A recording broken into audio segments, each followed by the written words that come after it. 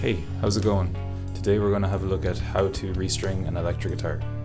This video is mostly going to be for people who haven't changed their strings before, obviously.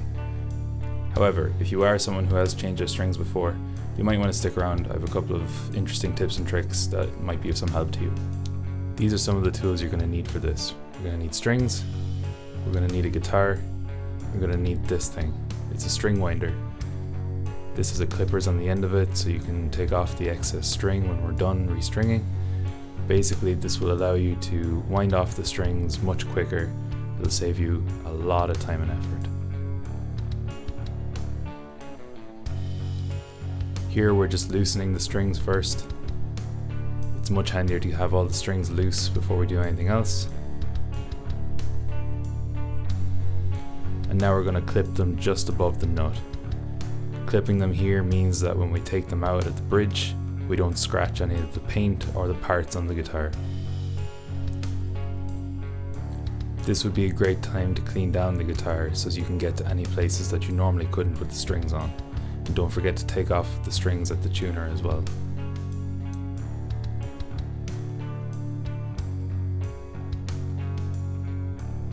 I'm just going to clean down my guitar, and I'm going to clean the fretboard a little bit with some lemon oil. It's not very dirty, but I'm just going to put on a little bit to keep it protected. This is optional, and don't use lemon oil if you've got a maple fretboard.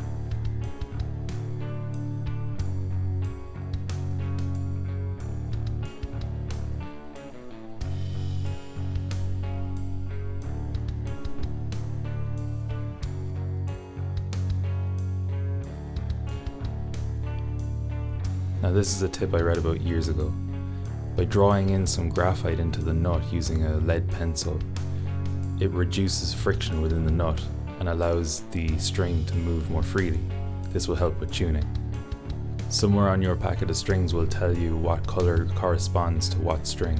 Hang on to that so you know what you're doing when it comes to this step. We're going to gently feed the string in through the bridge, making sure we don't scratch any parts on the way.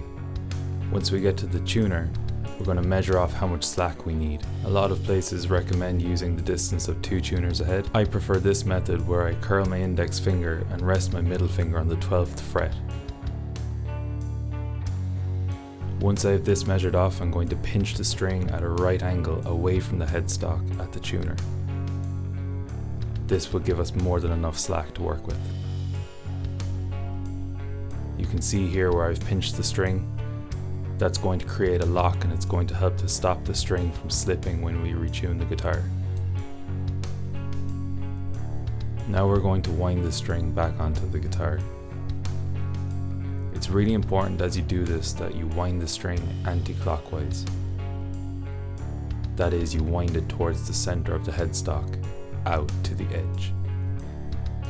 This allows the string to go through the nut at the correct angle with the least amount of resistance. It's important we do it this way so as we don't get any issues with tuning down the line. If we wind the string the wrong way, we're going to cause a lot of friction at the nut, and we're going to have a lot of tuning problems. So make sure for the 3 tuners on this side of the headstock that you wind anti-clockwise, and for the other 3 tuners you wind clockwise. Another thing to make sure of as you're winding the string is that each new wind on the tuner post is underneath the last one. You can see here that each new wind is winding below the hole on the tuner post. And now we repeat this for all the other strings, making sure that the 3 on the other side of the headstock we wind clockwise.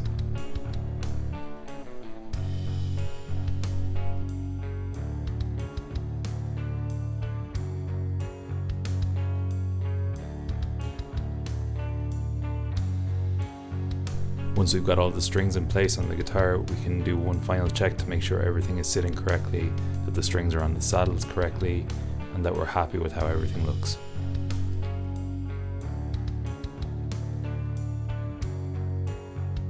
Once we're done that, we can tune up the guitar.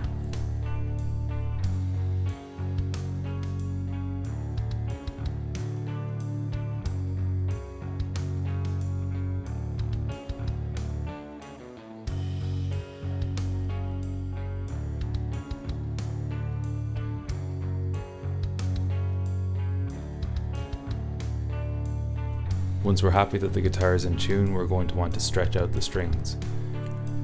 This is going to help the strings settle and help them to stop going out of tune too much. I've also found in my own experience that it actually helps reduce string breakage, though your mileage may vary. Make sure you stretch them behind the bridge and above the nut as well, up by the tuners, to make sure that you've got everything stretched out. At this point we're going to want to retune the guitar, as you'll have noticed it's probably gone out of tune drastically.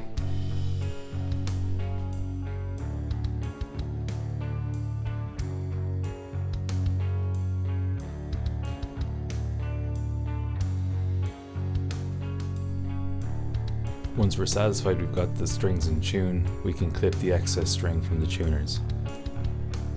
I'll usually leave anywhere from a 1/4 inch to a 1/2 inch on the tuners. This just leaves room for any slippage that might occur within the tuner. For those of you with Stratocaster style guitars, the process is pretty much identical apart from a couple of minor changes. The biggest one being that the strings are fed through the back of the guitar generally.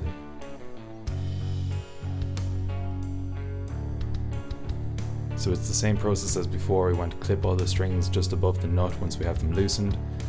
This just means that we won't scratch any of the paintwork or any of the metal parts when we take them out. Clean off the guitar. When we're done that, then we can start to string it up again. Feed the strings through the bridge, in this case on the back of the guitar.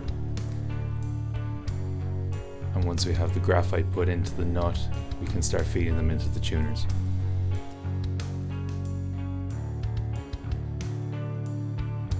Just make sure that when you are restringing a Strat style guitar that you wind each string in the same direction.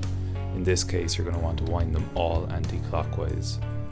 From here it's the same process as before. We're going to measure off the slack using our fingers at the 12th fret and pinch the string at the tuner at a right angle away from the headstock.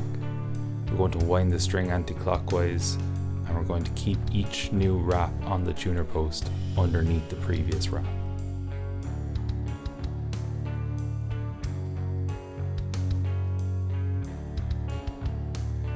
And we then just repeat this for the other 5 strings.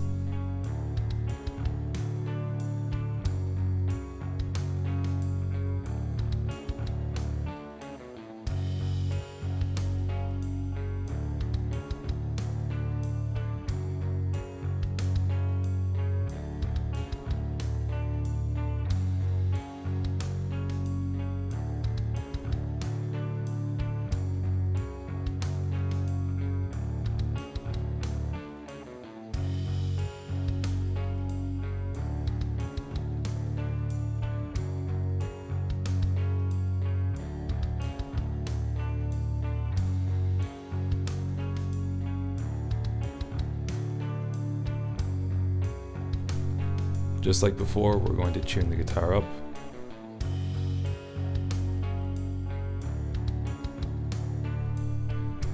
And then we're going to stretch out all the strings.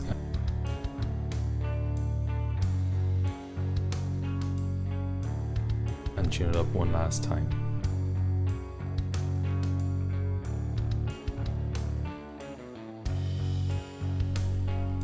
Clip the excess string about a 1/4 inch from the tuner post and you're good to go. I hope you found this helpful, and if there's anything else you'd like to see me cover, let me know in the comments below. If you found this video helpful, give it a like, and if you haven't already, subscribe to the channel. That would be great. Other than that, thanks for watching.